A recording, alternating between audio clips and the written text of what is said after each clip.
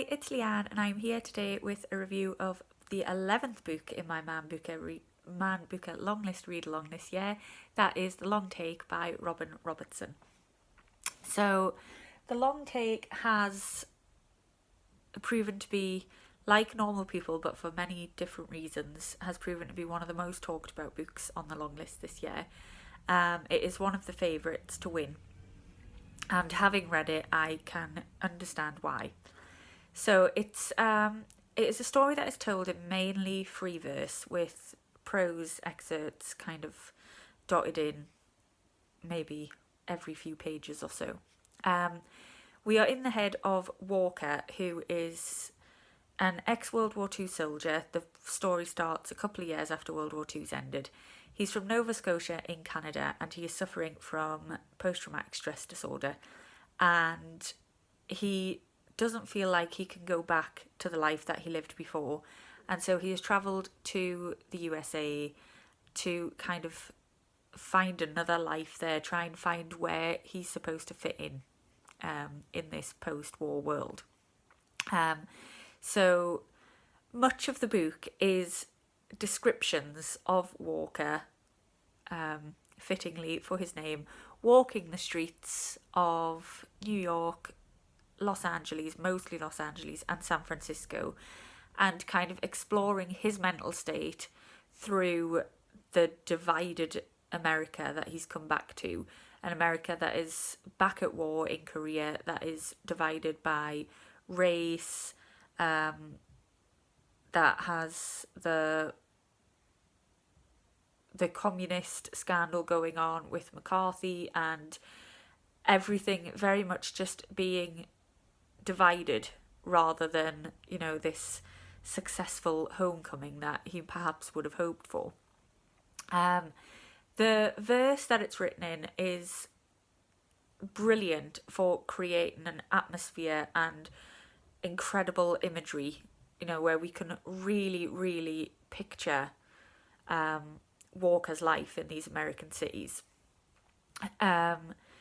It's not so good for plot. This is very much a character-driven novel, and it is told mainly just through Walker's head, and we are following the journey of his mental state rather than any kind of plot that's going around it.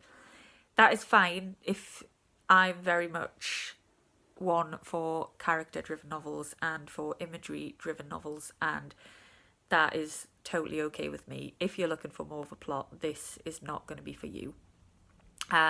Again, if you're put off by this book because you think it's poetry, I mean, I enjoy poetry, but this is it is free verse. There is a rhythm to it, but it's very readable, and it shouldn't be something that should put you off. So yeah, but the things that possibly could put you off, even if you don't have a problem with all of this, is that the book does lend itself to a fair bit of repetition. This is possibly deliberate because Walker is just walking the same paths and trying to find a life that just doesn't exist for him anymore. But because there are a quite incredible amount of references to late 40s, 1950s California, to Hollywood films, particularly film noir. If you're not well versed in all of that, which I'm not, a lot of the book is going to be going over your head, and with all the repetition in as well, then the repetition becomes quite noticeable because it feels like there's so much more that you could be getting out of it that you're not. And so the bits that are just kind of treading the same path don't feel any different to you, whereas they might to other people. So that is one of the trickier elements of the book. But it is a very ambitious work, and the incredible use of language throughout the book made me forgive the imperfections that did exist. Now, I did enjoy the smaller sections set in New York and San Francisco most. this could be because they are two of my favourite cities. I'm not so fond of Los Angeles as a city, but also because they were shorter sections, the atmosphere would kind of change a little and you could delve into these sections easier than when you were reading the Los Angeles sections, and they're just kind of going on and on and on and on. So I think they were the most successful parts. Like I say, that could be my personal bias, but even the LA bits, one of my favourite bits in the book was towards the end, where areas of Los Angeles are being destroyed for corporate reasons. Homeless people who have, despite being homeless, despite having very little, a lot of them are veterans. They've fought through that. They've found small societies for themselves, and then this has just all been bulldozed. And Robertson really intersects that with the collapse of Walker's mind. So the destruction of his mind and the destruction of the cities are very much brought together. And also an exploration of race, which, having studied a lot of World War II history, I'm really ashamed to say is not something that I've really thought about very hard before, which is the double impact of the war on people of different races. So, for example, black people who fought in the war, and yet they come back to America, and not only do they have the same problems that a lot of the veterans have, like Walker, so the trauma and the stress and the impact that it's had on their personalities, but also the fact that they are suffering racist abuse and being killed, being constantly abused, and just having this double impact of everything that's going on. And there is just so much of this in the novel. It is layered with just constant problems, just constant divisions, and it's quite a tough read. But let's say the language is so powerful that you manage to find beauty even amongst all of this terrible destruction. I'm gonna just read a couple of excerpts for it where just that really stuck in my mind. They are quite early on in the book. Like I say, the New York section did really stick out to us, and I think that this is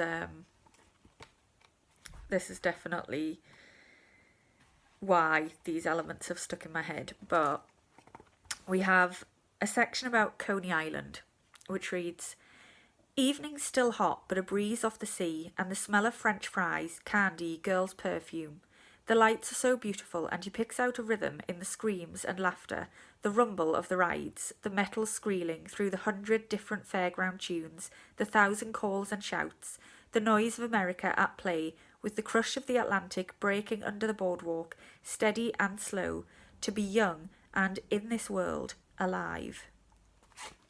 That was one bit that just really stuck out. That is on page 18, and I just knew that this was going to be a good read, because I just, it was so vivid, and just you can picture every bit of it in your mind, you can smell it, you can see it, and it is really powerful.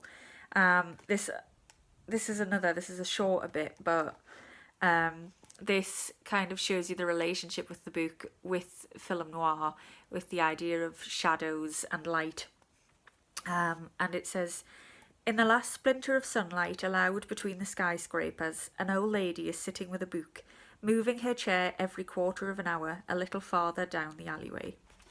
And that, I just really like that image. Just it's just, again, it's something that comes so vividly to you, where you can see the shadows of New York and how if people are just kind of carrying on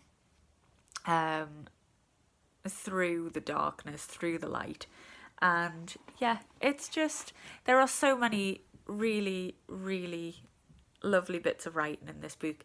I don't feel it came together perfectly as a whole. Like, say, if you are into the topics that this book is really, that Robin Robertson has filled this book with, I'm sure you will get so much out of this. It will definitely be a book that requires rereading. Unfortunately, my copy has to go back to the library, but hopefully I'll get it out again and reread it and be able to get even more out of it.